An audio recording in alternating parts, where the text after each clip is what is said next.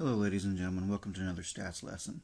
Today's lesson is dealing with outliers, and I'm also going to use boxes and whiskers to show you some things with this. So what I've got here is just a set of data, and this data could have come from anywhere, but the process works on no matter what the data is. So the first thing that we're going to do is we're going to find the middle of the data when it's in order. I've already put this data in order, so that will shorten our work just a little bit. And when I say in order, it means from lowest to highest. So there's the middle of it. If you look at it, there are 5 numbers to the right and 5 numbers to the left of that line. In this case, that would be right between 28 and 30.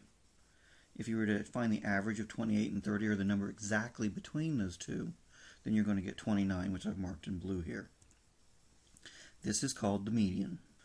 If I go below the median and I take those 5 numbers that were there, the middle is the 25 that I've circled here. That will be your lower quartile, or your Q1. If you do the exact same thing to the upper side of the median, those 5 numbers, this time it's a 33, that's going to be Q3 for this set of data. And also the median is sometimes called Q2. The lowest number in this set is 20, and the highest number is 56. Now that I have this labeled, let's make a box and whisker from it. First thing you need when you're making a box and whisker is, of course, a number line. The only thing I've graphed so far here is the line right below, about where 29 would be on this number line. That would be the line for the median. Another line at 25 for Q1, and one more line at 33 for Q3. A little dot for the lowest number at 20, and another dot at the highest number of 56.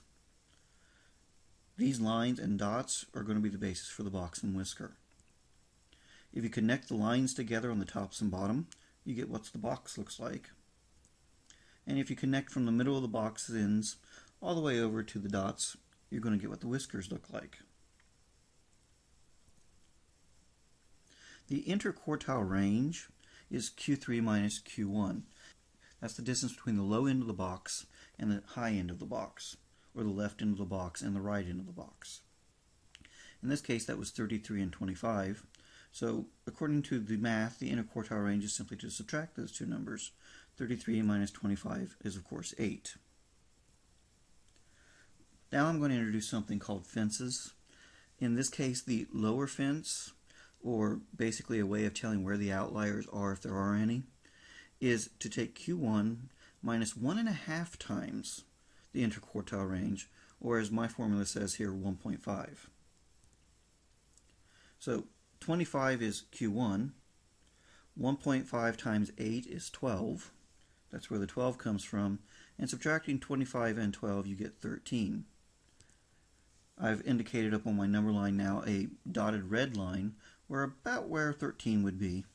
So if any of our data were to fall on the left of 13, that data would be considered an outlier. Likewise, the upper fence is very symmetric. You just go from Q3 and you go up 1.5 times the interquartile range. So Q3 was 33, 1.5 times the interquartile range is still 12, and when you add those two numbers together you get 45. So let's mark that on our number line. And you'll notice that with the 45, unlike the 13, the dot on the far right hand side for the 56 is definitely bigger than 45, and that whisker is going well beyond it. So often what you do is you exclude the outlier. When you do that, the box and whisker looks a little more like this. Well, that's how you do it by hand, but I bet you all would love to know how to do it on the calculator. So let me pull the calculator up, and I'll show you how to do that as well.